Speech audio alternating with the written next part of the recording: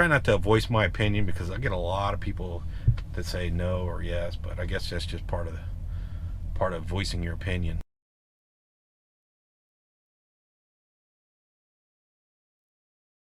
All right, good morning. We're in the Welcome Center at Missouri. I've already been driving a couple hours. We stopped at the rest area here, just take a break real quick. And I pulled in and check this out. You don't see too many of these on the road anymore. Old Peterbilt. Now, if I had to guess, I would say that is probably somewhere around the late 80s. But big sleeper. But you don't see too many of those anymore. That's good looking old Peterbilt. Let's see here. I'm trying to see. I don't think it has air ride suspension. Look in there. Looks like it's on springs, so that might be a little bit of a rough ride. But you see the dual stacks, and then there's the for the air cleaner, the air intake right there. I like that style. I like the style with the two stacks with the air cleaner in the center like that. So that's pretty cool. Well, let's see. Let's walk around a little bit, but yeah, you just don't see them like that anymore. And then if you look, the windshield, it's one whole windshield, one big piece. I believe the older ones had a like a center, so they had one windshield there and one on that side. But good looking old Cabover. It's nice to see somebody keeping it on the road there. Let's see, they're out of Oklahoma, so they're not too far away. We're in Missouri. All right, that's a good looking truck. See, let's walk around. I checked everything out this morning. We've been driving a couple hours already, but let's check things out. So let's see, tomorrow we're going to deliver these tomorrow. They actually gave us a delivery appointment, which is kind of unusual for where I got to deliver these things at, but we will abide by their delivery appointment. So we actually got a little bit of time because our appointment isn't until 1 o'clock tomorrow. So everything looks good. Everything looks good back here. We still got some tires left on the trailer. Let me double check my little ladder, make sure it's not moving around. That looks good. Looks good, looks good, looks good. Looks good. You see my license plate I put on? I've had that license plate. Let me get a little bit closer so you can see it. There you go. I've had that license plate for, I don't know. I've had that license plate for a long time. I found it in the barn. That was why I put it on. When I was cleaning up the barn while I was at home, I found it. So airbag is still doing good. Everything looks good there. So not too sure what, either he's waiting for air pressure to build up or something. I'm not too sure what he's doing. Okay, let's get going. We're gonna try to get to, or we are gonna go to Sullivan, Missouri, to the Flying J and get some fuel. That'll put us just outside of St. Louis. Then we're gonna make our way through St. Louis, get on I-70, take 70 all the way across to Vandalia, Illinois. So we're stopping at the Walmart real quick. And then, depending on our time, since we don't have to be there till 1 o'clock tomorrow, depending on our time, we might make it over, spend a night in Effingham, maybe at the Petro, or might go a little bit further. So we'll see how it goes. But let's see what else is going on. That's it. Nice day, Friday. So we've been rocking and rolling the last couple of days. The phone keeps dinging. So all right, that's it. Let's get going and talk to you in a bit. All right, we made it over here to Sullivan, Missouri. We're gonna stop at the Flying J truck stop. We're gonna get some fuel. We're gonna fill up on some cheap Missouri fuel. off into Illinois and Indiana. One of our loads canceled, the one coming out of Davenport back down to Ohio. So my coordinator is working on finding something else. What had happened is apparently they booked too many, they ordered too many trucks for the load, and I was one of the last trucks to accept the load. So I was at the bottom of the list, so I got cut. But no, traffic's been moving right along. Temperature says it's 52 outside right now. Let's see here. Sometimes this can be a little tricky getting across here.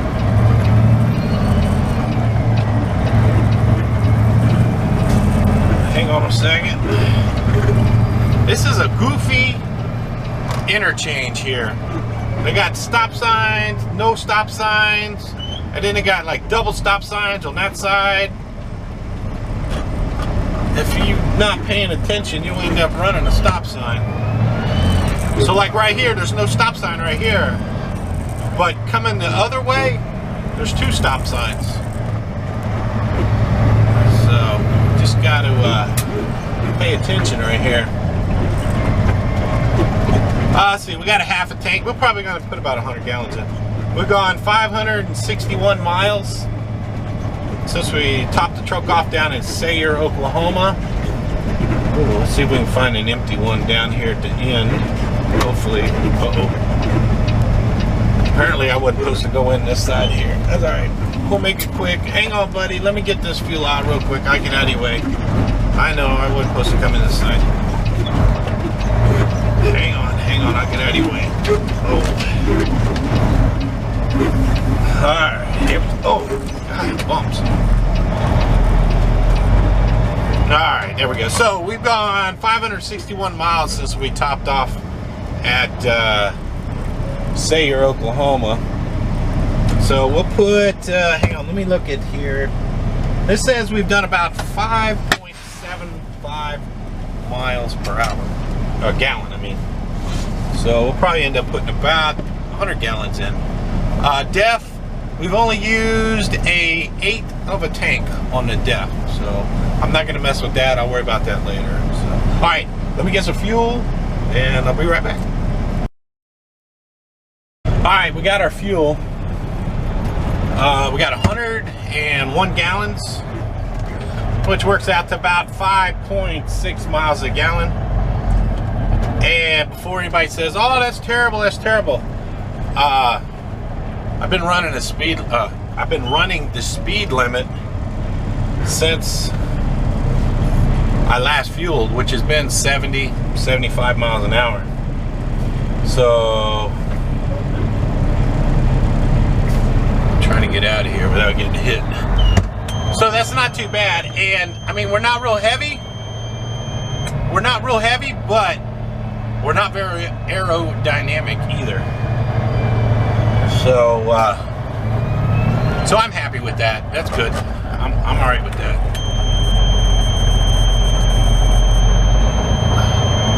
Oh man, this Flying J can be a mess.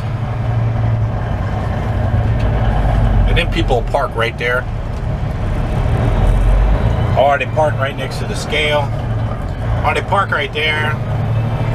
And you can't get in, can't get out. These new, those are, I came in the wrong way. Those do not enter, those are new. Those weren't up here the last time. So I don't know if it helps none, but if you come in that drive over there, like they want you to, it's hard to get to those fuel aisles on the very end down there, especially if they're doubled up. So I can see they got do not enter signs all over the place. I don't know. But all right, that's enough. So we're gonna make our way over to, and I always have a hard time saying the name of that, Vandella. Now watch this. It says, see, there's a stop sign here, so you gotta stop right here. So we'll stop. Now they have a stop sign, but they don't. So we'll go across. Now you got another stop sign right here. everybody has a stop sign right here. So let this white pickup truck go. And it's our turn. Alright. So it's just, this whole little area is kind of goofy right here. Oh, there are more do not enter signs. So if you're not paying attention to the signs, you're going to do something wrong. But, alright. So we're on our way over to Vandalia, something, I don't know. You know, it's where the Walmart's at. I go there all the time. And we're going to stock up. We don't need a whole bunch of groceries, but we're going to stock up on a couple things. Hopefully next week is going to be busy. So that's what I'm hoping for. We get these unloaded tomorrow. We're going to head down to Louisville. Hang out in Louisville for Saturday night and Sunday. And it's supposed to be not very nice weather, so we'll see how it goes. Alright, so what we're going to do, we're on I-44. We got about 50 miles or so over to St. Louis. And then we're going to go around the bottom of St. Louis, come up the other side into Illinois, and then catch 70. I am not going to go straight through St. Louis. The traffic is just too crazy. And they're doing a lot of road construction down there in St. Louis. So I was off by 10 miles. It's 64 miles, but it's about 55 miles to where the split is for I think it's 270. So, all right. So far so good. I'll talk to you in a bit. Alright, we made it over here to Wally World, Walmart. Which is probably about good timing because we got to take our 30-minute break anyway. The wind has really picked up. So it's gotten a little crazy on the wind here. Alright, let's see if we can find a spot to park here.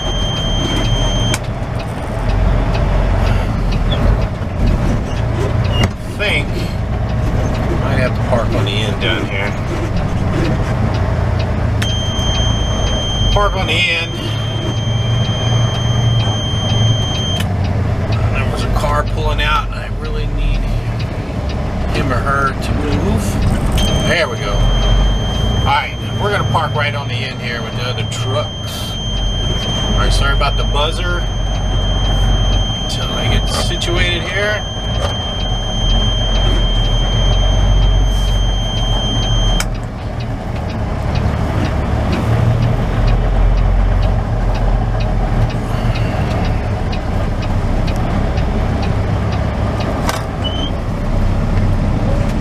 Yeah, the wind is blowing like crazy, so no drone footage today. Bit of wind up in the other state, back in Missouri. I don't know which way the wind is blowing, south.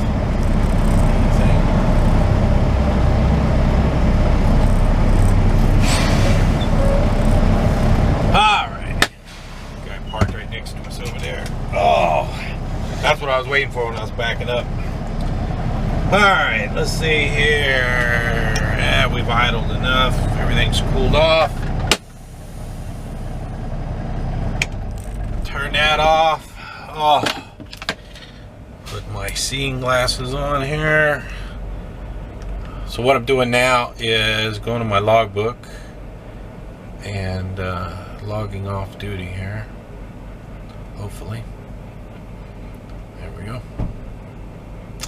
Alright, off duty, so we can take our break now. So, alright, well, let me go do some shopping at Wally World, and I'll talk to you guys in a bit. Alright, before I go inside to go shopping, it's a little windy out here. I wanted to show you these trucks right here. You can see how they're piggybacked. I'm going to go on the other side. We'll go in between. Here, let me step back so you guys can get an idea. But you see how they're stacked up? Let's go in between my truck. Maybe it won't be so windy. But this is how they transport some new trucks here. Let's go around over here. Yeah, this guy pulled up right when I was pulling in here. So here's a good look of how they they transport them so that that little metal piece right there is hooked to the fifth wheel just like a trailer, and then you can see how it's clamped to the bottom of the front axle there. That's a good look from underneath there.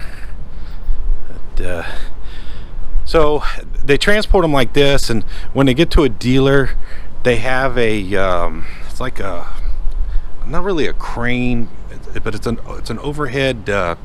I've seen them at the dealer. I don't know, it's like an overhead cradle. They'll drive under, and then they pick it up. It'll pick up the truck, pick it up, and then set it down. And then this looks like the airfoils for the front there. You can see how they are. Now they have other ways. If you look, these aren't tall sleepers. Let's go back here. Take a look here. You see the sleepers aren't real tall like a stand-up sleeper, so they'll piggyback them like this on the fifth wheel. Now they have another cradle system that oh man, I'm trying to show you guys, but it's windy. They have another cradle system where it's more of a dolly, that it looks like an L, and it hooks to the fifth wheel, and it just picks the front wheels off the ground about that far, and it's almost looks like a tow truck kind of thing. But there's an idea of how you can see. So they got to brace the fifth wheel so it doesn't pivot. So that's what all that wood there for. But, you can see the motors in there. Quite interesting. These are Kenworth T880. So you look at this one here. So you see how they got the brace, and what that is so that you don't want that fifth wheel pivoting with the axle on there like that, because it looks like it has a pivot point up right where the big bolts are right there. Looks like it pivots right there, so you don't want two pivot points. Well, that's what it looks like. So that's pretty interesting. All right, let me step back now. See, like, well, this one's not really super tall, but some of the sleepers that are real tall, they have a cradle, and it just kind of picks the front wheels up just a little bit. So let me step back. You guys can take another look at this, what it looks like. See how what they look like. All right, let's go inside, go my Walmart shopping, and then I think we're going to get down the road a little bit further. We're about 200 miles away from where we have to deliver, so might as well go ahead and knock out what we can. So here you can see all the trucks lined up here at Walmart. So all right, I just wanted to show you guys that real quick before I went in. That's pretty neat, the way they transport those new trucks. So talk to you in a bit. All right, we ended up over here at the Petro in Effingham, Illinois, or Illinois. I kind of ran out of steam after my adventure in Walmart, so I stocked up on what I need. Here you can see my truck's kind of a mess. It's some of what I got, and then back in the sleeper, I don't know if you can see it or not, it's kind of a mess back there. So I need to straighten all that out. Here, I'll give you a tour of the Petro. It's cold here. It's getting cold. Luckily, I did bring one winter jacket, but I almost didn't bring that jacket, so I'm glad I did. All right, hang on. Spin you guys around. So, okay, focus. There it goes. So we're at the Petro. This is the Petro in Effingham, Illinois. Got a nice big parking lot. Usually has parking. I do notice, though, I don't know if you guys can see it, all of those reserved parking spots, those are new right there. That wasn't reserved last time. And then you see all of this reserved parking. And I know a lot of people have different opinions about the reserved parking, but you know what, I'll go ahead and I'm going to give you my opinion on the reserved parking, because there's a lot of people who say they shouldn't have reserved parking. I look at reserved parking like a motel room. You know, you just can't go into a motel and just sleep in a room. You got to pay to stay there. And if you're willing to pay, you know, there's different motels. There's expensive motels, there's cheap motels, or there's no motel. So you know, I believe the truck stop has every right to have reserved parking. Whether or not you want to pay for it is your right. So, you know, and I don't mind paying for it. Like I said, it's just cost of doing business. But there's a lot of guys, you know, It costs the truck stop money to maintain the parking lot, and the truck stop's in business to make money. Just like, you know, I'm in business making money driving the truck. I'm not going to haul stuff for free just because I'm a nice guy. I take every opportunity to make a little bit of money. So that's kind of how I feel about the reserve parking. I don't mind it. You know, I know, yes, there's a parking crunch and stuff like that, but if there was not a demand for the reserve parking, they wouldn't have it. If all these parking spots stayed empty every night, they would not have reserve parking. So apparently there is a demand, and that demand is money for them. That's what makes the world go round. So anyway, that's kind of my opinion about the reserve parking. I like having reserve parking. I use it to my advantage when I'm planning my trips and where I'm going and stuff like that. I try not to voice my opinion because I get a lot of people that say no or yes, but I guess that's just part of voicing your opinion. But I like the reserve parking. So all right, I'll give you one more trip around the parking lot here, and then I'm going to sign off for tonight. And tomorrow we got about we'll have about 250 miles. Oh no, 200 miles or so tomorrow to go deliver. So I'll give you a quick tour. And that's Petro right there. And then here, I'll go across the street. If you can see it, the blue beacon is right there.